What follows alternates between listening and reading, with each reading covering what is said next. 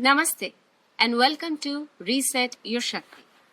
Now let's look at Titli Asana. All the details are given in your guide, so please refer there. This is a demonstration session where I'm going to tell you how to do or how to practice this asana. So this asana is practiced in sitting position. From here, we're going to bring both our soles joining together. Bring your palms under your feet and try to bring feet as close to your body as possible. From here, we're just going to flap our knees up and down. It's a very simple asana, but has tremendous benefits. Please refer to your practice guide.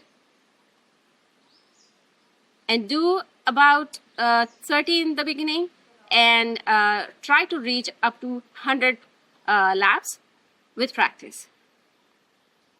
Stop when you're done. Happy practicing.